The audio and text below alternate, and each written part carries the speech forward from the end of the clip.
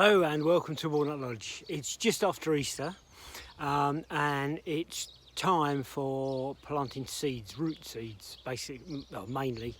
So that's what I'm doing today.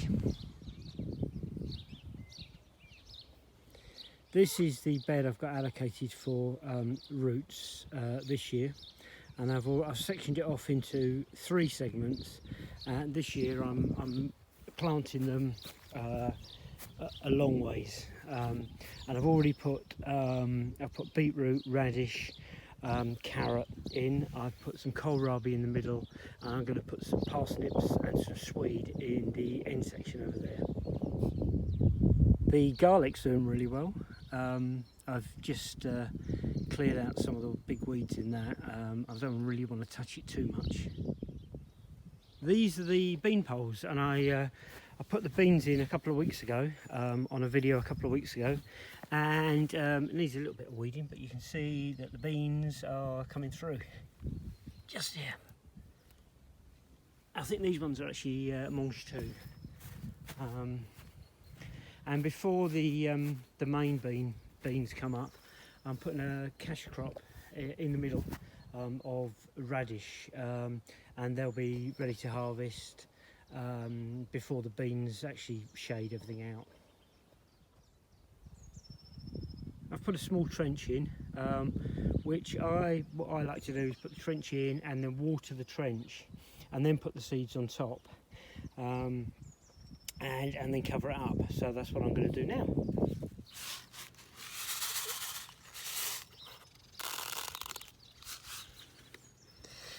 So I just put a few seeds in.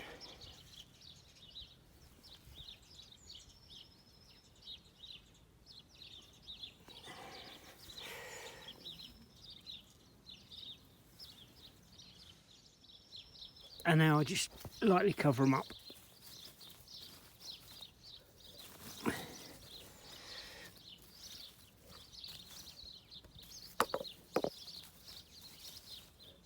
So they should be up in about less than a week, and they'll be ready to harvest in about just under 3 weeks.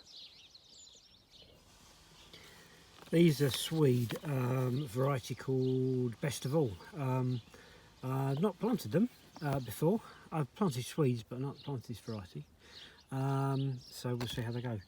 I keep a record of what I've planted where in a little notebook, so that I can rotate year after year. This is our 3rd year growing, and I just want to keep a record of what we've put where.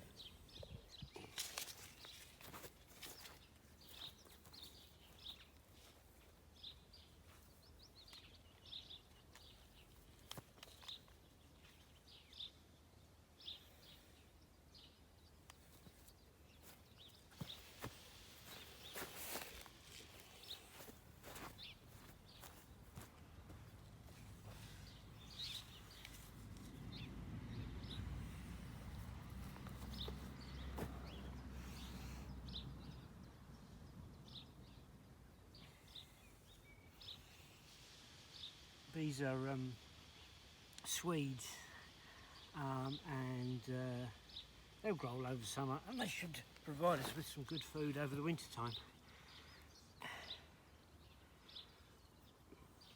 So I've sown them quite thinly. If they come up too congested, I'll just thin them out.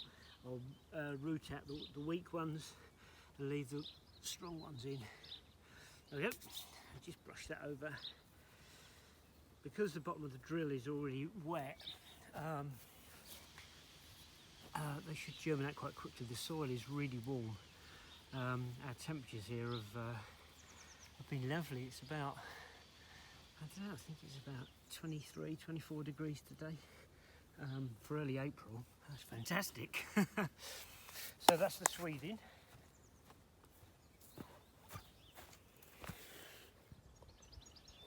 That's most of the roots in for the summer and for the winter.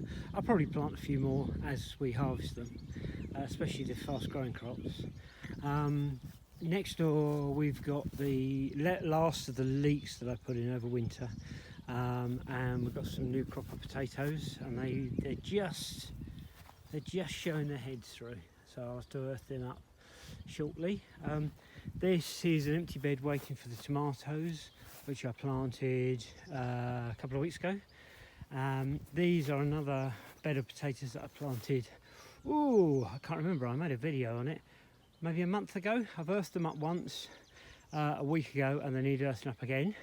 But this is what I want to show you. This is the asparagus that I put in not long ago, probably about 2 weeks, 3 weeks ago maybe, and it's all poking through. As I said at the time, we'll leave these shoots to grow this year, and next year we'll sacrifice the plants to make sure that the root crowns are really strong, and then by the third year we should be cropping nicely.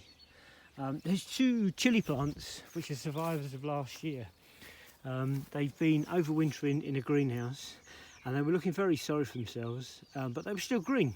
And I put them in about a week or so ago, and there are some buds right at the top coming through, which is very positive.